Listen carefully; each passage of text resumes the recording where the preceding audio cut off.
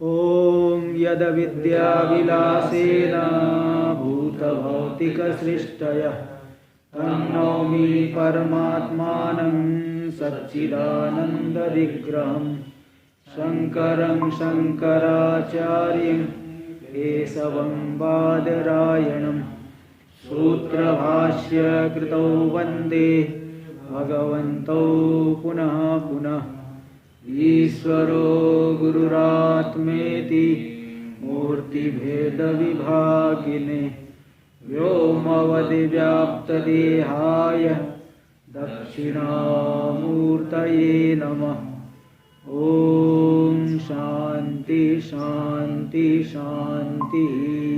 बोलिए। पंच प्राण। तो यहाँ पे बता रहे थे ये हिरण्यगर्भ की में तो परमात्मा की साक्षात कर्तृत्व आता है। हिरण्यगर्भ पर्यंत यानी पंचतन मात्रा की उत्पत्ति में, लिंग शरीर की उत्पत्ति में और हिरण्यगर्भ के स्थूल शरीर की उत्पत्ति में परमेश्वर का साक्षात कर्तृत्व है। परमेश्वर साक्षात करता है। और इतर निखिल प्रपंच की उत्पत्ति में हिरण्यगर्भ के माध्यम से कर्तृत्व है। तो देखिए वो बता रहे हंता हम इमास तीसरो देवता अनेन जीवेन आत्मन अनुप्रविश्य नाम रूपे व्याकरवाणी हंत यानी इदानी। अब मैं इन तीनों देवताओं के तेज अप और जल रूपी देवता, अन्न रूपी देवता को, देवता शब्द से यहाँ तीनों भूतों को लिया गया है। छांदोग्य में तीन आया है तो तीन जो है, तीन भूत पांच के उपलक्षण है। हंत यानी अब, इस समय, इदानी। तो इन तीनों देवताओं को इस जीवात्म रूप से अनुप्रवेश करके नाम रूप की अभिव्यक्ति करूं इति श्रुते। हिरण्यगर्भ कौन है? बोले मूर्ति त्रय से भिन्न है, यानी ब्रह्मा विष्णु महेश, इन तीन मूर्ति से अतिरिक्त है हिरण्यगर्भ जो प्रथम जीव है। इसमें क्या प्रमाण है? देखो ये श्लोक आता है, ये कहीं कहा है सवय शरीरी प्रथम सवय पुरुष उच्यते आदिकर्ता सभूतानां ब्रह्माग्रे समवर्तता। सवय शरीरी प्रथम, वही हिरण्यगर्भ ही सबसे पहला शरीरी है, सबसे पहला शरीरधारी वही है। सवय पुरुष उच्यते, उसी को पुरुष भी कहते हैं। आदिकर्ता सभूतानां, वही सभी भूतों का आदि करता है। ऐसा जो वो ब्रह्मा है अग्रे यानी सृष्टि से की आदि में समवर्तता यानी उत्पन्न हुए। हिरण्यगर्भ समवर्तताग्र भूतस्य, सभी भूतों के अग्र यानी मनवादी सृष्टि से पहले ही हिरण्यगर्भ उत्पन्न हुए इत्यादि श्रुते। ऐसी यजुर्वेद और ऋग्वेद की श्रुति है। यजुर्वेद में भी आया और ऋग्वेद में भी आया है। एवं भूत भौतिक सृष्टि निरूपिता, भूत भौतिक सृष्टि का निरूपण कर दिए। आगे तो सब सृष्टि बता, लोक आदि तो बता ही दिए हैं पूर्व में। तो भूत भौतिक सृष्टि जो है निरूपण कर दिया। अब सृष्टि भी तीन प्रकार की होती है, जैसे आगे बताएंगे। प्रलय 4 प्रकार के है तो सृष्टि 3 प्रकार की है। सृष्टि क्या 3 प्रकार के? नित्य सृष्टि, नैमित्तिक सृष्टि, प्राकृतिक सृष्टि। नित्य हम लोग जो नित्य कुछ न कुछ हो रहा है कि नहीं उत्पन्न। स्वप्न में चले गए, लीन हो गया, फिर जागृत में आए, फिर दिखाई पड़ेगा, ये नित्य सृष्टि हो गए।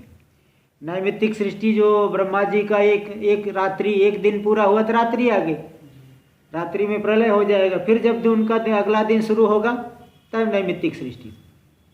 और प्राकृतिक सृष्टि मतलब उनकी आयु पूरी होने पर, जो 100 साल की आयु पूरी होने पर फिर महाप्रलय हो गया, फिर महाप्रलय समाप्त होने के अनंतर फिर प्रकृति से सब जो है नए सिरे से नए सृष्टि होगी, इसको कहते प्राकृतिक सृष्टि।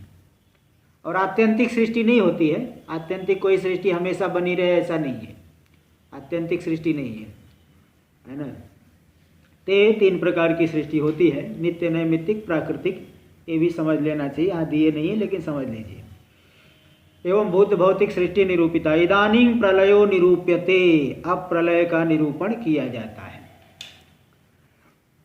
देखिए, प्रलयो नाम त्रैलोक्य नाश। प्रलय का मतलब अर्थ है तीनों लोकों का नाश हो जाना। सच चतुर्विध त्रैलोक्य मतलब 3 लोक में ही सभी लोक आ गया। अच्छा, जो ये जो नित्यादि प्रलय लेंगे ना, देखो नैमित्तिक प्रलय में तो 14 के 14 लोग, चतुर्दश भुवन का नाश हो जाता है, और ये बाकी जो है नित्य प्रलय में तो 3 लोक का ही नाश होगा, भूर्भुवः स्वः। एक प्रलयो नाम त्रैलोक के नाश। प्रलय किसे कहते? तीनों लोकों का नाश होना। सच चतुर्विध, वो 4 प्रकार का है। नित्य प्राकृतो नैमित्तिक आत्यंतिकश्च इति। नित्य प्राकृत नैमित्तिक और आत्यंतिक। तत्र नित्य प्रलय सुसुप्ति, इन चारों के बीच में नित्य प्रलय क्या है? सुसुप्ति अवस्था, प्रतिदिन जो विलीन हो जाता है ना। इसमें कई श्रुति आई है, एक कैवल्य में आया है 13वां मंत्र है प्रथम अध्याय का। सुसुप्ति काले दे दिया है टीका में थोड़ा। सुसुप्ति काले सकले विलीने तमो विभूता सुखरो में रूपमेति स्वप्ने स जीव सुख दुख भोक्ता स्वमाया कल्पित जीव लोके, ऐसे वैसे श्रुति आई है। तो सुसुप्ति काले सकली विलीने तमो विभूता सुखरूपमेति, सुसुप्ति काल में संपूर्ण संसार का विलय हो जाने पर तमोगुण से अभिभूत होकर के सुख रूपमेति, कोई विक्षेप नहीं तो सुख रूप का अनुभव कर रहा है, तो आत्म सुख का अनुभव कर रहा है। तो ये नित्य प्रलय हो गया। तत्र नित्य प्रलय सुसुप्ति, क्यों? तस्या सकल कार्य प्रलय रूपत्वात्, है ना। वह सकल, वह जो नित्य प्रलय है, सुसुप्ति रूपी नित्य प्रलय संपूर्ण कार्य का प्रलय रूप है, इसलिए उसको नित्य प्रलय कहा जाता है। प्रतिदिन होता है, सुसुप्ति में जाते हैं तो इसलिए नित्य प्रलय कहते हैं। धर्म अपूर्व संस्काराणाम च तदा कारणात्मना अवस्थानम, धर्म अधर्म और अपूर्व जो संस्कार है, जो संस्कार है, धर्म अधर्म अपूर्व संस्कार, धर्म अधर्म रूपी अपूर्व ले लीजिए, संस्कार और संस्कार, ये सभी के सभी उस काल में कारण रूप से, अविद्या रूप से अवस्थित हो जाते हैं। जैसे बीज जो है, वृक्ष जो है, बीज दशा में क्या है? बीज रूप से है। बीज दशा में वृक्ष नहीं है ऐसी बात नहीं है, क्योंकि सत्कार्यवाद है वेदांत में। वेदांतवाद में असत्कार्यवाद नहीं, कोई जो है कार्य है ही नहीं। असत की तो उत्पत्ति ही नहीं होती। बंध्यापुत्र की उत्पत्ति होती क्या? नहीं, बंध्यापुत्र कभी हो ही नहीं सकता। इसलिए जिस काल में बीज है तो वृक्ष बीज रूप से कहा जाएगा। वृक्ष है लेकिन बीज रूप से अभी दिख नहीं रहा है।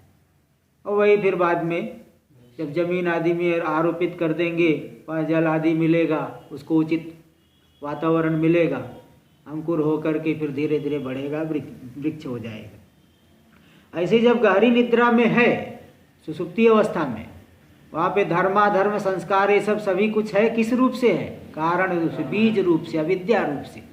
यही करे कारणात्मना। कारण कौन? अविद्या कारण रूप से अवस्थित होती है। तो ऐसा मानने से क्या हो गया? तेन सुप्तोत्थितस्य न सुख दुखाद्य अनुभवानुपत्ति। सो करके उठा, अभी तो कोई कर्म ही नहीं है, कैसे सुख दुख का अनुभव हो रहा है? ऐसा कोई आपत्ति नहीं दे सकता, क्योंकि धर्माधर्म पहले कारण रूप से थे, अभी प्रकट हो गए, फल देने के लिए उद्भूत हो गए।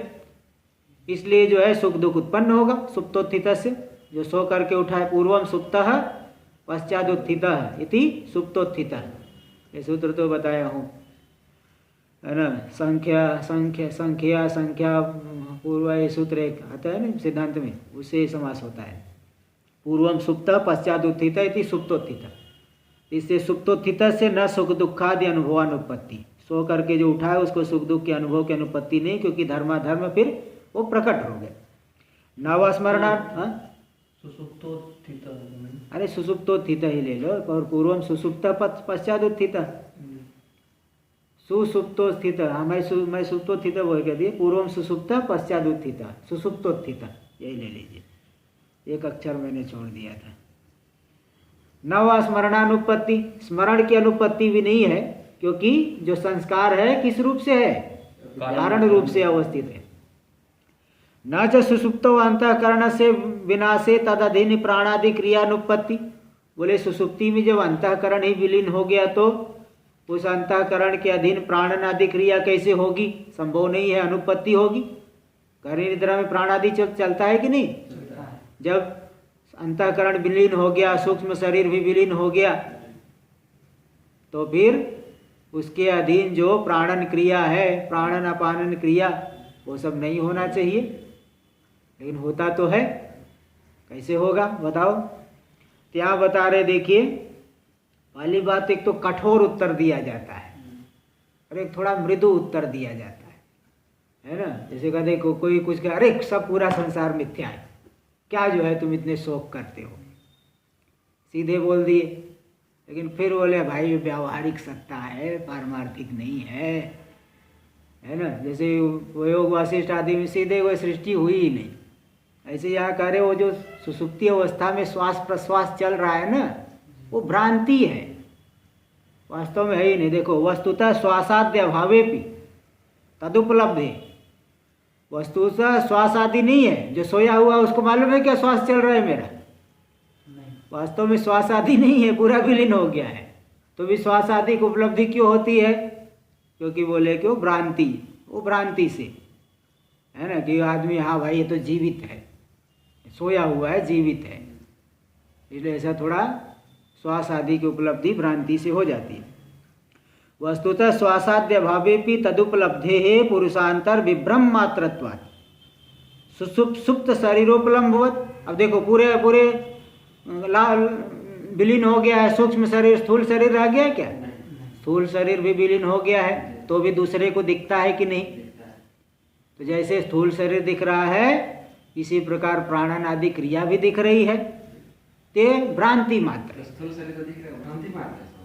हाँ, उसके लिए, क्योंकि जो सोया है उसके विलीन हो गया ना पूरा, इसलिए वो जैसे सुप्त शरीर की उपलब्धि होती है, इसी प्रकार उसके प्राणन आदि। जो देख रहा है उसकी दृष्टि में नहीं है, या स्वयं जो सोया है उसकी दृष्टि में नहीं है? जो देख रहा है, जो सोया है, उसके लिए तो शंका ही नहीं। शंका उसके लिए है क्या? जो देख रहा है उसके लिए को, ये जो शंका कर रहे ना, जो दूसरे को क्यों दिखाई पड़ता है, तो यहाँ यही बता रहे ना, पुरुषांतर विभ्रम मात्र है, वो भ्रांति मात्र है। जैसे शरीर दिख रहा है, लेकिन वो शरीर है क्या उसके लिए? भाई वो शरीर इसका है क्या? देखने वाले का है कि वो जो सोया है उसका है? तो सोए हो को कहाँ मालूम पड़ रहा है शरीर? तो फिर तो जब जगाते, जो देखने वाला जगाता है, हाँ, तो जब प्रारब्ध जो है वो समाप्त होगा तो निकल करके वो आएगा, ऐसा यहाँ बता दिए। अब एक समाधान ये दिए है, इसलिए तो बोला ना, एक कठोर समाधान होता है, एक जो है थोड़ा मृदु समाधान होता है। तो कठोर समाधान यही है कि जो है वास्तव में तो नहीं है ही नहीं। वस्तुतः श्वासाद्य भावेपि, वास्तव में श्वासादि नहीं होने पर भी उसकी उपलब्धि जो है भ्रांति मात्र है, जैसे सुप्त पुरुष के शरीर की उपलब्धि है, ये भ्रांति ही है। हाँ देखिए, बोलिए। ये बात गले से नहीं उतर रही है। गले से नहीं उतर रही, अब आगे थोड़ा दे रहे हैं ना, आगे वो स्वयं शंका करके समाधान दे रहे हैं। एक एक एक एक समाधान है दिए, दूसरा समाधान और दे रहे। लिख रहे हैं वस्तुतः श्वासादि अभाव है, हाँ, तो है उसका अभाव गले से नहीं उतर रहे, और दूसरे को विभ्रम है, वो भी नहीं समझ आ रहा है। नहीं, वास्तव में श्वासादि का भाव होने पर भी उसकी जो उपलब्धि हो रही दूसरे पुरुष को, वो भ्रांति है। बोले भ्रांति, वो पूरा संसार की उपलब्धि, पूरा संसार भ्रांति, भ्रांति ये भी तो भ्रांति है। तो इसी प्रकार जैसे वासनाओं से दिख रहा है, इसी प्रकार ये भी वासनाओं से दिख रहा है। अब एक समाधान है, दूसरा समाधान आगे दे रहे हैं। मैं तो पहले ही बता दिया ना, दो प्रकार के समाधान देंगे, ये थोड़ा कठोर समाधान दे रहे हैं। वो जो है, वैसे तो हम लोग भी पढ़ रहे थे तो गले के नीचे तो नहीं उतर रहे थे, लेकिन अभी ये भाई कि हाँ, तो जो पूरा संसार ही मिथ्या है तो कौन सी बड़ी बात है। तो देखो, ये आप शंका स्वयं कर रहे हैं ना, कोई दूसरी शंका कर रहे पूर्व ना चैवम सुप्तस्य परेताद विशेष, जो सो गया है परेताद, परम इतः, यानी मर गया, जो परेत हो गया, मर गया है, उसके समान, तो उससे तो कोई भेद ही नहीं रहा। तब तो भाई सो गया, उसका भी शरीर नहीं है, प्राण नहीं है, और मरने वाले का भी प्राण चले गया है, तो सोए हुए का मरे हुए से कोई भेद नहीं होना चाहिए। परेताद परम इता इति परेत, परलोक चले गया है, तो परेत मतलब परलोक चले गया, मर गया है, तो सोए हुए का मरे हुए से कोई भेद नहीं होना चाहिए तब तो बोले सिद्धांति का कहना चाहिए, ऐसा मत कहो, भेद है। क्या भेद है? सुप्त से लिंग शरीरम संस्कार आत्मना अत्रैव वर्तते। जो सोया हुआ पुरुष है, उसका लिंग शरीर संस्कार रूप से यहीं पे विद्यमान रहता है सोए हुए का। परेतस्य तो लोकांतरे, और जो परलोक में चले गया है, मर गया है, परलोक में चले गया, उसका जो लिंग शरीर लोकांतर में रहता है। इति वैलक्षण्या, ये विलक्षणता हुई।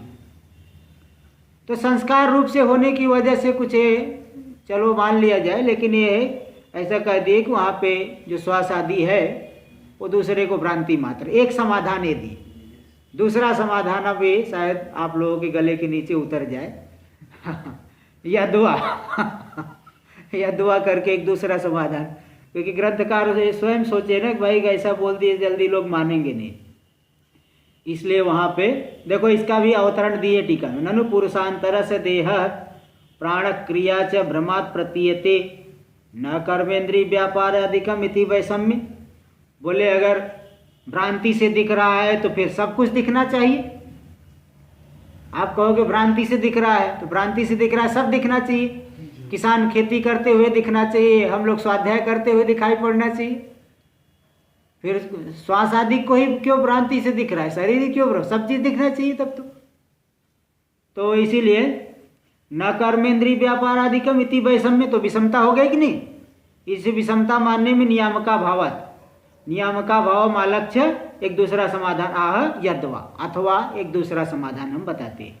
अंतःकरण से द्वे शक्ति, अंतःकरण की दो शक्तियां हैं, ज्ञान शक्ति क्रिया शक्ति।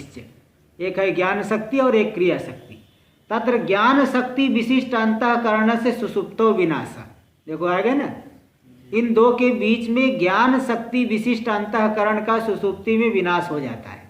न तो क्रिया शक्ति विशिष्टस्य, किंतु क्रिया शक्ति विशिष्ट अंतःकरण का विनाश नहीं होता।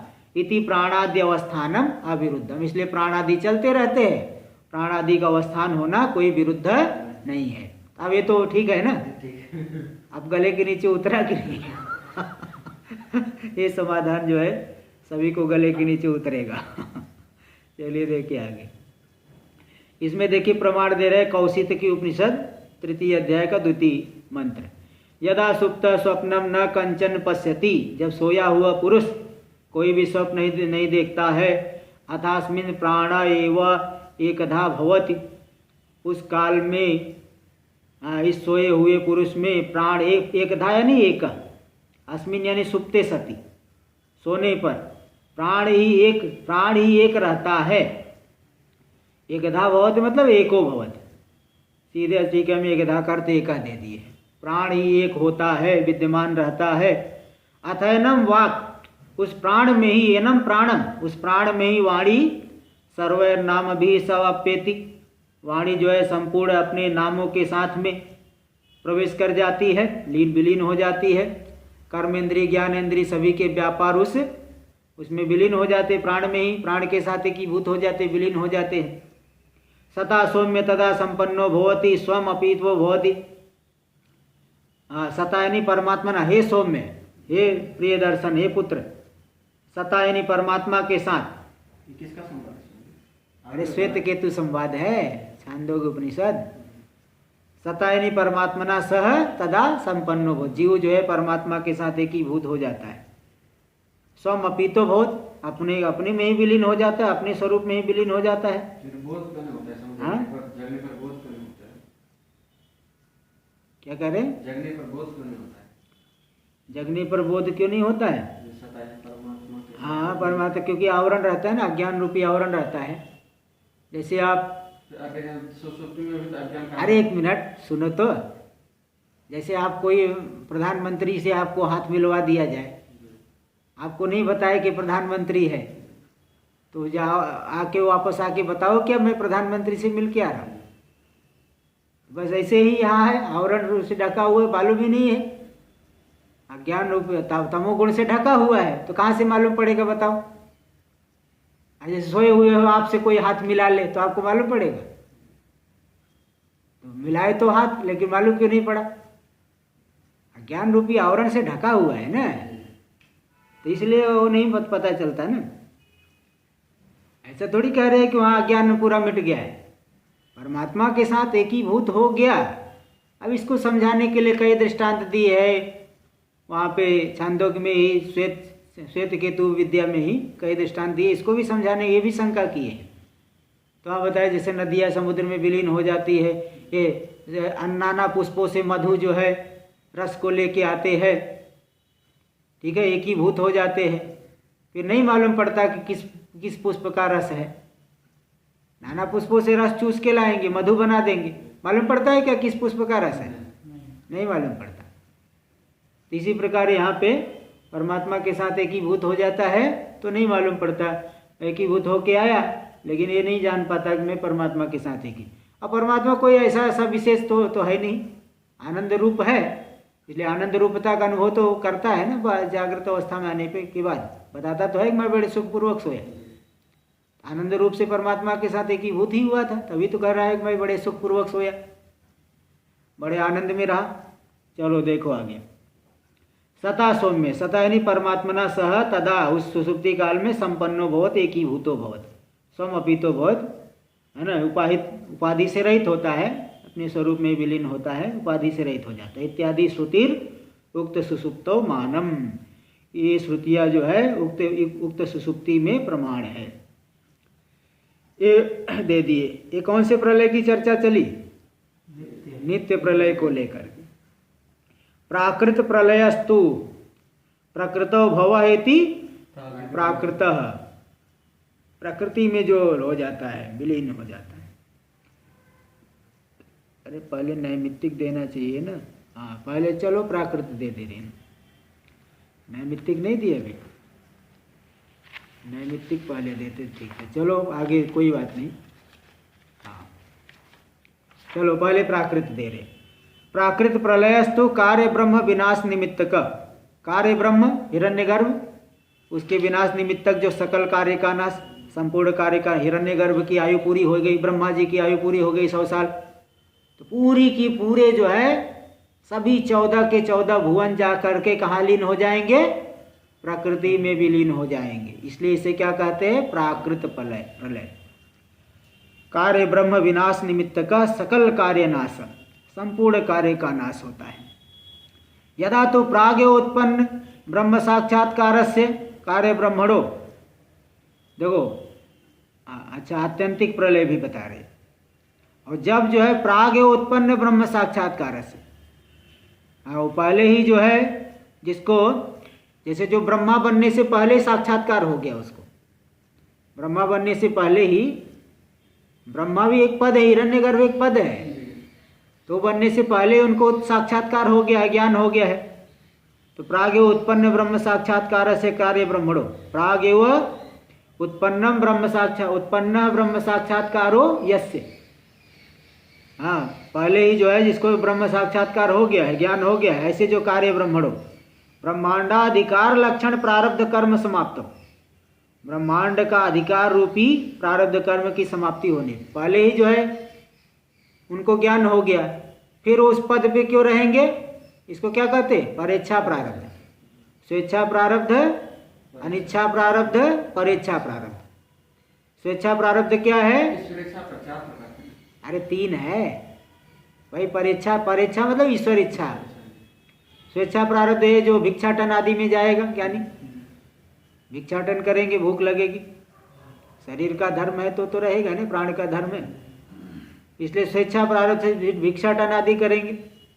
परीक्षा प्रारब्ध से जो लोक कल्याण के लिए कुछ करेंगे, है ना, पर जैसे इस पद पे ईश्वर की इच्छा से जो है इस पद पे इनका प्रारब्ध ऐसा उद्भूत हो गया, किस पद पे रहना पड़ेगा, ये परेच्छा प्रारब्ध हो गया।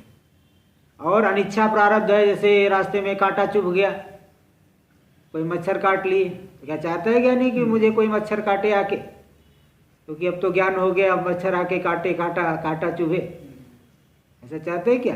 अनिच्छा प्रारब्ध। तो ये जो है परेच्छा प्रारब्ध है। अधिकतर फलवती कौन सा होता है? क्या अधिकतर फल वाला? अरे वो तो जैसा कर्म है उस हिसाब से रहता है, कर्म के अनुसार होता है कि अधिकतर और निम्नतर क्या है?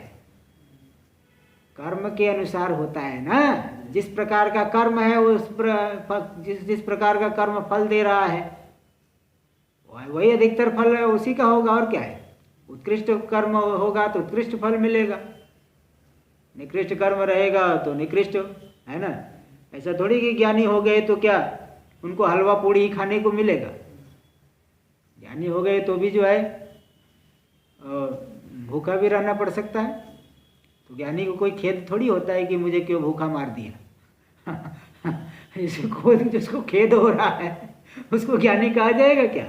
चलो देखो, तो यदा तो प्राग उत्पन्न ब्रह्म साक्षात्कार से, ज्ञान होने से मतलब ये ब्रह्मा बनने से पहले ही साक्षात्कार हो गया तो भी परीक्षा प्रारब्ध से, मतलब अच्छा प्राग से लेना, हाँ ब्रह्मा बनने के पहले ही ऐसा बता रहे। देखो प्राग उत्पन्न का अर्थ दिए है टीका में, प्राग उत्पन्न ब्रह्म साक्षात्कार से, यानी हिरण्यगर्भस्य ब्रह्मांडाधिकार निर्वाहक प्रारब्ध कर्म परिसमाप्तो सत्यम यदा विदेह कैवल्यात्मिका परम मुक्ति। अच्छा ये जो है पहले ही मतलब प्रलय होने से, अच्छा ये तो नहीं, इनको हिरण्यगर्भ तो पहले से ही ज्ञानी, अन्य लोग तो प्रलय होने से पहले हुआ है, लेकिन इनको ब्रह्मांड बनने के पहले ही ब्रह्म साक्षात्कार हो गया।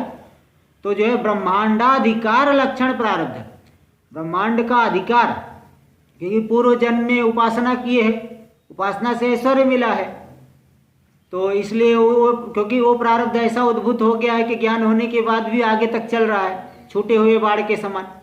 तो उनको उस ब्रह्मांड का अधिकार, वहाँ का स्वामित्व रूपी जो प्रारब्ध कर्म इनका है, तो उस प्रारब्ध कर्म जब तक रहेगा तब तक तो रहेंगे ब्रह्मा के पद पे। उस प्रारब्ध कर्म की समाप्ति होने पर विदेह कैवल्यात्मिका परामुक्ति ही, विदेह कैवल्य रूपी परामुक्ति होगी जब उनकी। तदा तल्लोकवासिनाम अपि उत्पन्न ब्रह्म साक्षात्काराणाम, तो उस ब्रह्मलोक में रहने वाले जो ब्रह्मलोकवासी जिनको ज्ञान हो गया है उनका भी ब्रह्मणा सह विदेह कैवल्यम, ब्रह्मा के साथ विदेह कैवल्य हो जाएगा। और जो अश्वमेध याजी आदि गए थे वो तो अगली सृष्टि में फिर आएंगे। अश्वमेध याजी आदि है ना, अश्वमेध याजन करके गए, अथवा पंचाग्नि विद्या वाले, ये सब भी ब्रह्मलोक में जाते, लेकिन वो ज्ञान नहीं हुआ है तो उनको अगले सृष्टि में फिर आना पड़ेगा। इसलिए यहाँ पे वो बहुत विचार आता है भाई जो है, जब ब्रह्म तत्व को जानने वाले की मुक्ति जो है नियत है कि पाक्षिकी है, वैकल्पिक है। तो पूर्व पक्षी क्या कह रहा है भाई, पूर्व पक्षी बताता है कि नहीं, उन ब्रह्मा जी देखो ज्ञानियों का भी जन्म, वामदेव जी का बताओ 3 जन्म हो गया, और ब्रह्मा जी जो है बड़े बड़े देवता लोग हैं, ज्ञानी है तो भी अपने पद पे रह रहे हैं। इसलिए मुक्ति जो है ज्ञान होने के बाद भी कोई मुक्ति नियत रूप से तो नहीं हो पाई, नहीं तो इनका कैसे जो है उनको रहना पड़ा। यमराज जी बताओ ज्ञानी है, नचिकेता को उपदेश दे रहे हैं, और उनको कितना टेंशन होता होगा वहाँ यम लोग की इतनी कार्यवाही देखते हुए। इसलिए ब्रह्म ज्ञानियों की मुक्ति पाक्षिक है, ऐसा शंका किए, फिर उसका समाधान किए नहीं, ऐसी बात नहीं है। वो जो है ऐसा ईश्वर की उपासना किए है ना पूर्व जन्म में कि नाना देह में उसका उपभोग होगा, इस प्रकार का उनका कर्म है कि कई शरीरों में उपभोग होना था, इसलिए उनको इस पद पे रहना पड़ा। ज्ञान होने पर भी परीक्षा प्रारब्ध से उनका जो प्रारब्ध आरंभ हो गया है, इस वजह से इस पद पे रहना पड़ा। इसलिए जब उस कर्म का भोग कर लेंगे तो उनको विदेह कैवल्य फिर मिल जाएगा। इसलिए अधिकारी पुरुष की भी मुक्ति हो जाने से, मुक्ति जो है ब्रह्म तत्व ज्ञानियों की मुक्ति पाक्षिकी नहीं बल्कि नियत है, निश्चित निर्धारित रूप से मुक्ति हो जाती है। ते बता दिए। अब देखिए श्लोक आया है, ब्रह्मणा सहते सर्वे संप्राप्ते, श्लोक नहीं श्रुति वाक्य है, मंत्र है। ब्रह्मणा सहते सर्वे संप्राप्ते प्रतिसंचरे परस्यांते कृतात्मान प्रविशन्ति परम पदम।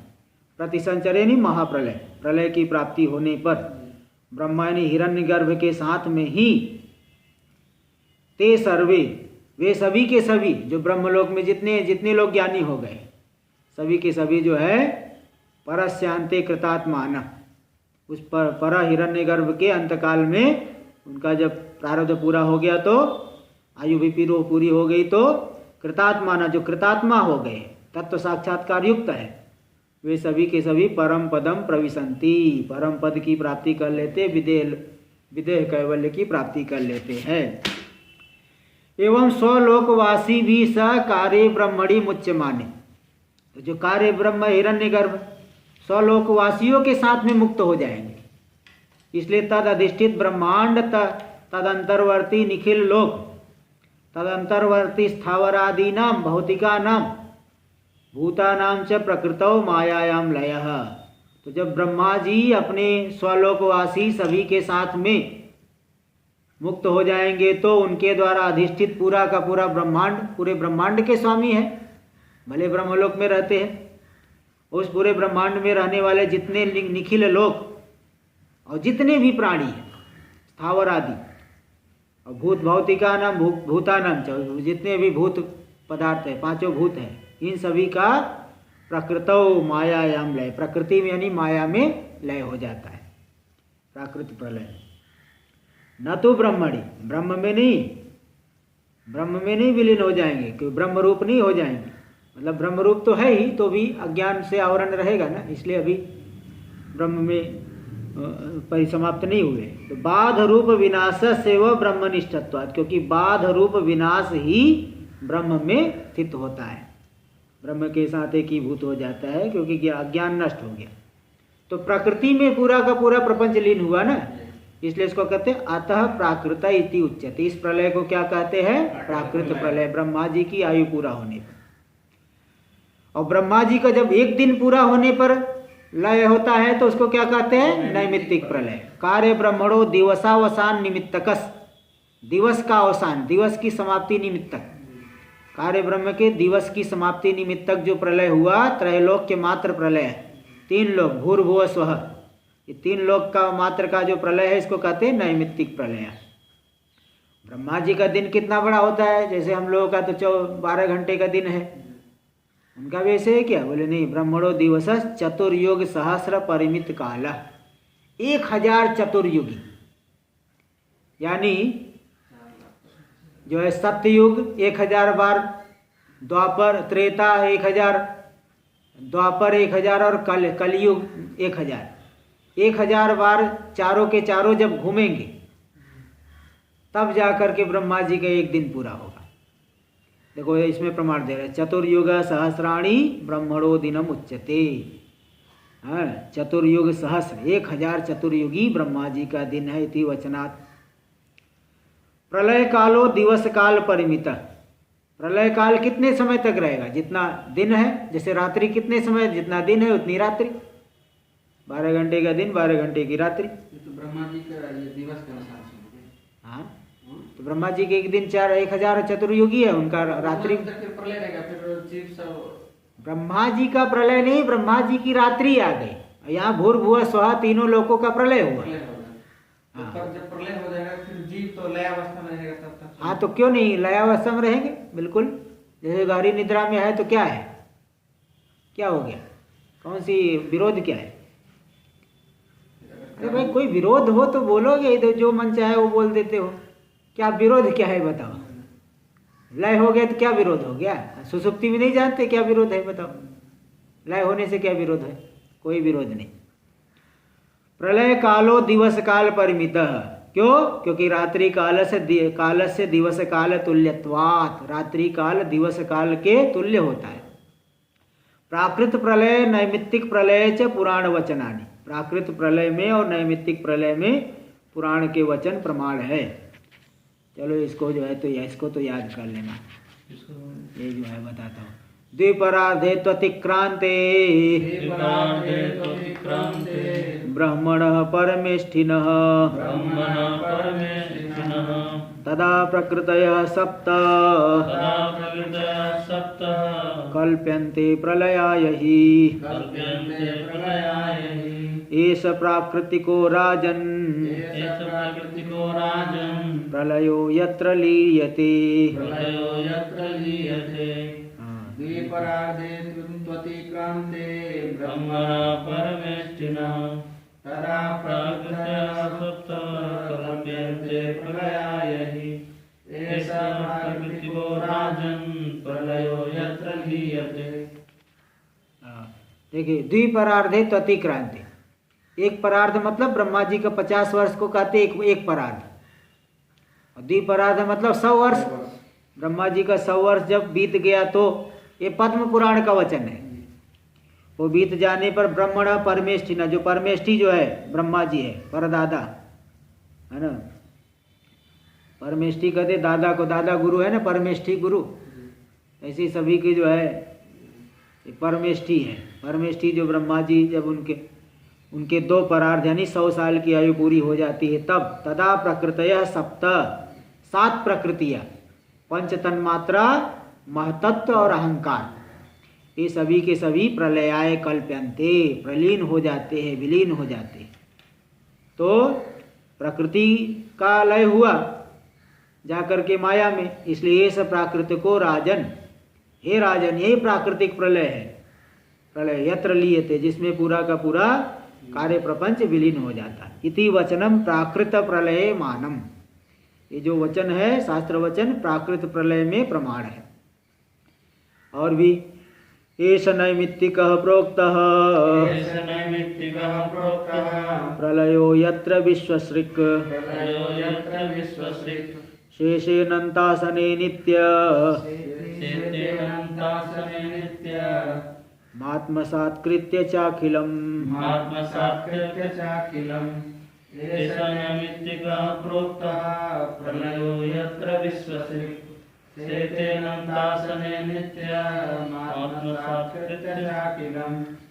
यत्र विश्वसृक्, जिस काल में विश्व के विश्वम सृजति इति विश्वसृक्, पूरे विश्व की सृष्टि करने वाले ब्रह्मा जी अनंतासने सेते अखिलम आप नित्यम आत्मसात कृत्य, संपूर्ण प्रपंच को सदा ही अकेली अपने में विलीन करके अनंत आसन में से सो जाते हैं।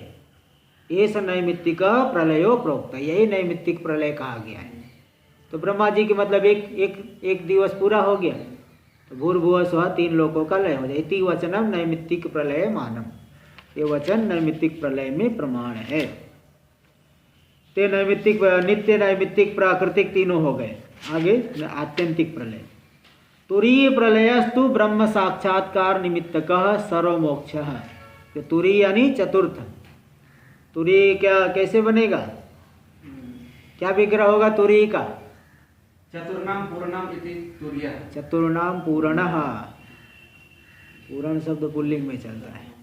चतुर्नाम पूर्णः तुरीयः, चतुर्था भी बोल सकते, तुरीय भी बोल सकते। छा प्रत्यय हुआ है ना, हाँ तुरीय भी बनेगा, यत हो जाएगा तो तुरीय। तो तुरीय प्रलयस्तु, चतुर्थ प्रलय तो ब्रह्म। चतुर्नाम पूर्ण, चौथी संख्या का जो 4 संख्या का पूर्ण, 3 आदमी खड़े हैं तो 4 बनाने के लिए क्या किसको आना पड़ेगा? चौथे को आना पड़ेगा। तो 4 की संख्या का जो पूर्ण करेगा चौथा, वो हो गया चतुर्थ। 4 संख्या पूर्ण करने वाले 3 तो पहले से है, 2 है तो थोड़ी कहेगा 4 संख्या पूर्ण करने वाले। 3 है और 1 और आ जाता तो 4 संख्या हो जाती। तो 4 संख्या का पूर्ण करने वाला कौन हुआ? चतुर्थ। चतुर्थ एक व्यक्ति, चतुर्थ जो चौथा एक है वही, हाँ तो उससे पूरा हो रहा है ना। पूर्यते अनेन इति पूर्ण, ते जो है चतुर्थ, चौथा जो है फोर्थ, चौथा प्रलय क्या है? ब्रह्म साक्षात्कार निमित्तक। ब्रह्म साक्षात्कार निमित्तक है सर्वमोक्ष, तो सबका मोक्ष, सबका सर्वमोक्ष हो जाएगा। यानी अज्ञान के सहित सर्वमोक्ष मतलब सभी जीवों की मुक्ति नहीं समझना, जिसको ज्ञान हुआ उसको अज्ञान के सहित कार्य का नाश, यही हो गया सर्वमोक्ष। देखो सर्वमोक्ष मतलब अज्ञानेन सह कार्य विनाश, अज्ञान के सहित कार्य का विनाश हो गया, ये ब्रह्म साक्षात्कार निमित्तक हुआ। सचैक जीववादे युगपद एव। अब इसमें भी देखिए 2 वाद, एक जीववाद नाना जीववाद। एक जीववाद में तो अब तक कोई मुक्त नहीं हुआ है। फिर बोले वामदेव आदि जो मुक्त होने की श्रुतियाँ है, बोले वो सब अर्थवाद है, वो सब जो है मुमुक्षु को लगाने के लिए है।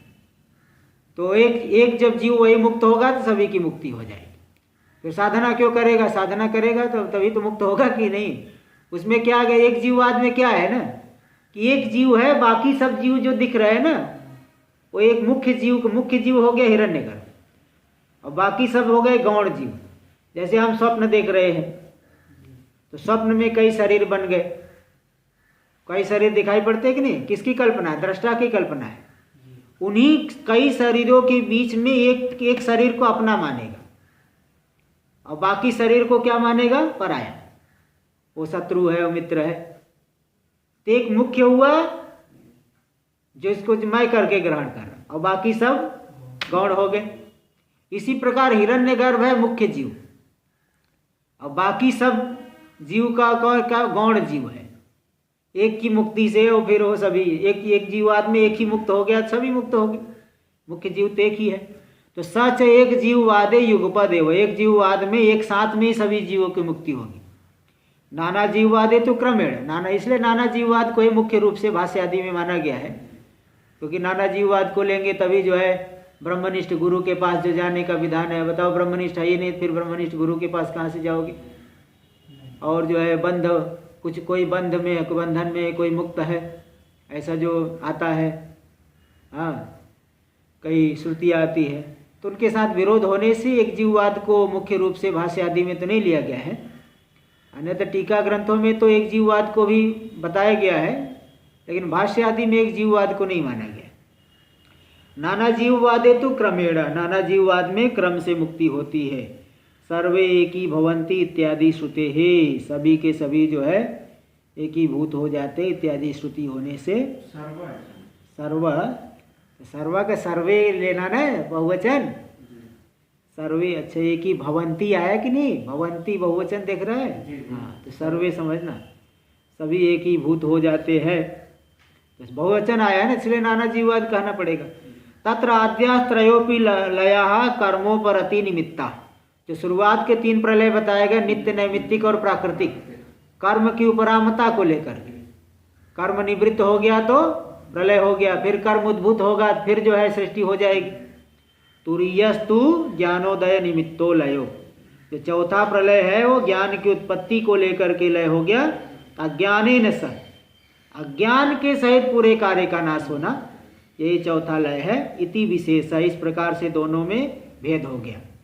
तो इन 3 में चारों प्रलय में से निवृत्ति किसे कहेंगे, बाध किसे कहेंगे? निवृत्ति कौन है और बाध कौन है? बाकी 3 प्रलय है निवृत्ति, कार्य की निवृत्ति, और चतुर्थ प्रलय हो गया कार्य का बाध, पूरे प्रपंच का बाध हो गया। एवं चतुर्विध प्रलयो निरूपितः, इस प्रकार से 4 प्रकार के प्रलय का निरूपण कर दिया गया। अब क्रम का निरूपण होगा, इसको हम लोग अभी 3 दिन अध्याय रहेगा। आज सोम, मंगल, बुध, गुरु, शुक्रवार से पाठ चलेगा। ओम पूर्णमदः पूर्णमिदं पूर्णात् पूर्णमुदच्यते पूर्णस्य पूर्णमादाय पूर्णमेवावशिष्यते। ओम शांति शांति शांति। शंकरं शंकराचार्यं केशवं बादरायणं सूत्रभाष्य कृतौ वन्दे भगवन्तौ पुनः पुनः। ईश्वरो गुरुरात्मेति मूर्तिभेदविभागिने व्योमवद्व्याप्तदेहाय दक्षिणामूर्तये नमः। ओम शांति शांति शांति।